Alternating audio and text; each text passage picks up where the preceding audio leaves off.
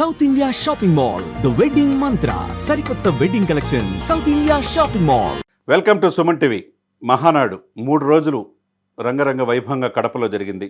3వ రోజు 5 లక్షల మందితో భారీ బహిరంగ సభలో లోకేష్ గారు మాట్లాడిన స్పీచ్ అందరూ కూడా ప్రశంసిస్తున్నారు. చిన్న వయసులోనే అనేక అవమానాలు పొందాడు. తండ్రి చాటున రాజకీయాలు ఎదుర్కొని స్టాన్ఫోర్డ్ యూనివర్సిటీలో చదువుకున్న లోకేష్ అనేక దెబ్బలు కూడా చూశాడు. తండ్రి జైల్లో వేసినప్పుడు ఏమీ పాలుపోని పరిస్థితిలో ఢిల్లీ నుంచి గల్లీ దాకా తిరిగింది మనం చూసాం.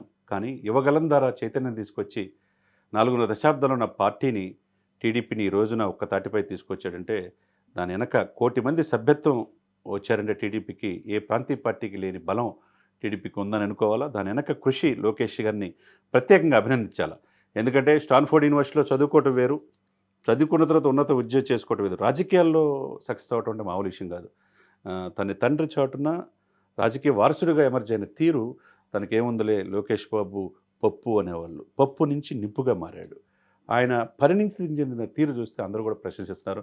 మన మోదీ గారు కూడా ప్రత్యేకంగా 2 గంటలు పిలిచి ఫ్యామిలీకి డిన్నర్ చేయడం జరిగింది. ఇవన్నీ చూస్తూ ఉంటే ఆయన పరిపక్వత, జనసేన బీజేపీ టీడీపీ ఒకే ఇదిలో మేము కలిసి వెళ్తున్నాం కూటమిగా. మా మధ్య ఎటువంటి అంటే చిన్న చిన్న ఇన్సిడెంట్ జరిగినా చిన్న ఒక గదిలో కూర్చొని సమస్య పరిష్కరించుకుంటాం తప్పితే మా మధ్య విభేదాలు సృష్టించాలని చెప్పి వైసీపీతో పాటు మిగతా వాళ్ళు ప్రయత్నం చేస్తున్నారు. ఆ పప్పులు ఉడకవు అని చెప్పన్నారు. పవన్ కళ్యాణ్ గారి అన్న వల్లనే ఇప్పుడు ఈ కూటమి విజయం సాధించిందని చెప్పేసి ఒకవైపు లోకేష్ గారు చెప్పారు.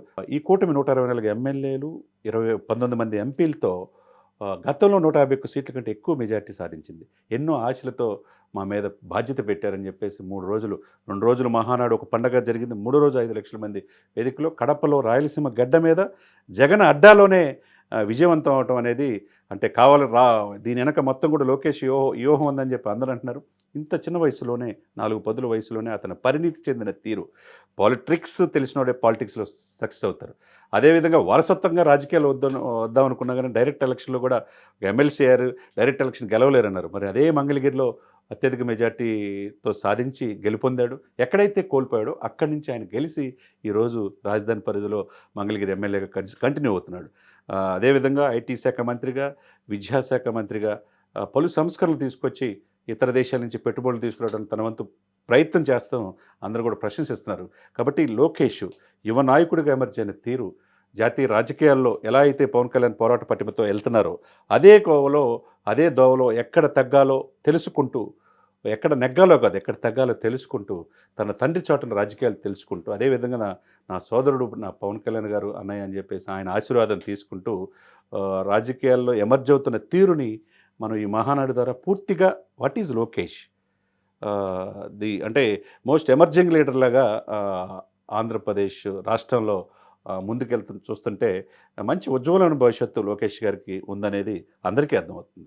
సుమన్ టీవీలో మీ పర్సనల్ అండ్ బిజినెస్ ప్రమోషన్స్ కోసం కింది నెంబర్కి కాంటాక్ట్ చేయండి.